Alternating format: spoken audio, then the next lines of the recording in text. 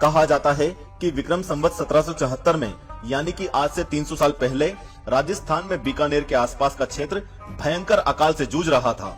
ऐसे में अकाल के समय लोग अनाज और मजदूरी की तलाश में निकल पड़े।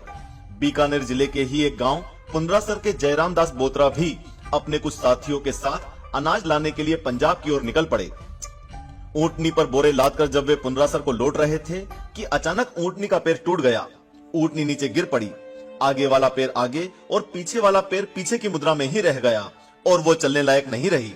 तो जयराम दास को जंगल में ही रहना पड़ा। वे ऊंटनी की सेवा में रात को वहीं रुक गए। उन्होंने अपने साथियों से कहा, ये बेचारी जानवर है, इसे ऐसी हालत में तो छोड़कर मैं जाऊंगा नहीं। तुम लोग चलो, मैं इसकी सेवा करता हूँ। तुम लोग आगे से इसकी दवाई वगैरह लेकर आ जाना। और साथ वाले लोग आगे चल दिए। लेकिन ऊंटनी का पैर टूटने से जयराम दास चिंता मग्न थे और रात को ऊंटनी की सेवा करते करते जब जयराम दास जी को नींद आने लगी तो अचानक से उन्हें नींद में ऐसा महसूस हुआ कि जैसे कोई उन्हें आवाज देकर जगा रहा है। हड़बड़ाकर वे जागे तो वहां पर उन्हें आवाज देने वाला कहीं दिखाई नहीं दिया। जब वे सो गए तो दोबारा उन्हें जगाने की वैसी ही आवाज आने लगी। उन्हें आश्चर्य हुआ कि कोई उन्हें आवाज दे रहा है पर सामने कोई दिखाई नहीं देता। उन्होंने अपने इष्ट हनुमान जी को याद किया और हाथ जोड़कर कहा, भाई इस जंगल में आप हैं कौन? कृपया प्रकट होकर बताइए।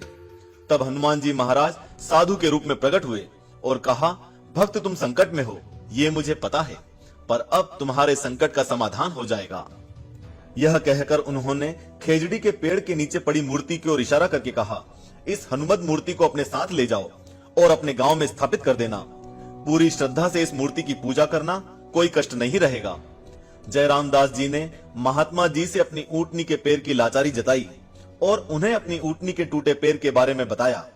साधु वेशधारी बाबा ने कहा, जयराम दास तुम निसंकोच होकर अपने घर लौटो, तुम्हारी ऊंटनी ठीक है। हाँ, बोरे पे लाद कर इस मूर्ति को अवश्य ले जाओ और इसकी पूजा अर्चना करो। जयराम दास जी ने हाथ में वो मूर्ति ली और जैसे ही वो ऊंटनी पर बैठे तो वो ऊंटनी तुरंत ही उठकर खड़ी हो गई और जो लोग उनसे पहले चल रहे थे, जयराम दास जी उनसे पहले गांव में पहुंच गए। तुलसीदास जी ने कहा ही है, संकट ते हनुमान छुड़ावे, मन क्रम बचन ध्यान जो लावे। जब राम भक्त की कृपा हो जाए तो कोई भी संकट आदमी के सामने टिक नहीं सकता। पत्थर की मूर्ति को लेकर जयराम दास पुंडरासर आ गए। साथियों ने जयराम दास जी को गांव में देखा तो आश्चर्य में पड़ गए, पर उन्हें क्या पता कि बोथरा जी को पवन पुत्र हनुमान की कृपा का प्रसाद प्राप्त हो गया है। लेकिन जयराम दास जी जाति से वैश्य यानी कि बनिए थे, इसलिए उन्हें मंदिर बनाकर पूजा करने में संकोच हो रहा था। इसलिए जयराम दास जी ने मूर्ति की स्थापना बाबा के कहे अनुसार नहीं की और नियमित सेवा पूजा में ढिलाई बरतने लगे। तब उनके साथ दूसरा चमत्कार घटित हुआ।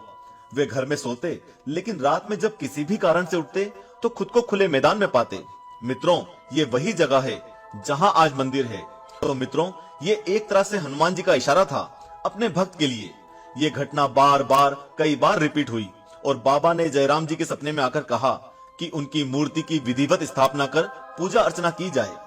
ओसवाल समाज के जयराम दास जी बोथरा ने कहा, प्रभु हम लोग बनिए हैं, मंदिर बनाकर पूजा अर्चना कैसे करेंगे?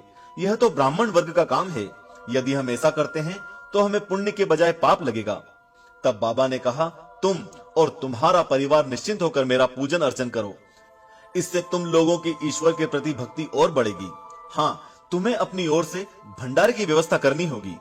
इसके अगले दिन ही बोथरा समाज ने छोटे से मंदिर का निर्माण कर हनुमान जी की सेवा पूजा शुरू की और मंदिर में पूजा करने आने वाले यात्रियों के लिए प्रसाद बनाने के लिए निशुल्क बूरा, आटा, घी, बर्तन और ईंधन देने की व्यवस्था की।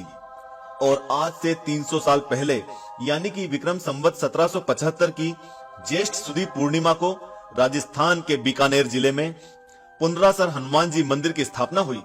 स्थापना के बाद से दूर दूर से भक्त लोग यहाँ आने लगे और बाबा के दरबार में भांति भांति की मन्नतें करने लगे। 300 सालों से बोथरा परिवार के लोग ही हनुमान जी की सेवा पूजा करते आ रहे हैं और यह एकमात्र मंदिर है जहां यात्रियों को प्रसाद स्वरूप आटा, शक्कर, घी दिया जाता है और उसे पकाने के लिए ईंधन और बर्तन भी दिए जाते हैं। जयराम दास जी के बाद तो यहाँ भक्त जनों के साथ अनेक प्रकार के चमत्कार हुए हैं। उस समय का बीकानेर राज परिवार तक मंदिर की स्थापना में रुचि लेने लगा और उन्होंने कुएं की स्थापना में पुजारी के परिवार का सहयोग किया। समय के साथ धीरे धीरे बालाजी महाराज की विग्रह की स्थापना के साथ ही गर्भगृह में बालाजी महाराज से ऊंचे स्थान पर श्री रामचंद्र भगवान को एक आले में विराजमान किया गया। राम भक्त होने के कारण बालाजी महाराज का स्थान उनके चरणों में माना गया है। इसी कारण से पहले यहाँ श्री राम जी की पूजा की जाती है और इसके बाद श्री बालाजी महाराज की। बालाजी महाराज के दरबार में पूरे साल हजारों श्रद्धालु अपनी आरती प्रस्तुत कर मन वांछित फल प्राप्त करते हैं। हमने इस वीडियो का टारगेट 1 लाख लाइक्स रखा है, तो बिना देरी किए लाइक का बटन दबा दें। भगवान अपने भक्तों को सभी प्रकार के कष्टों से मुक्ति दिलाकर उन्हें भय मुक्त करते हैं। बोलो पुनरासर बालाजी महाराज की जय।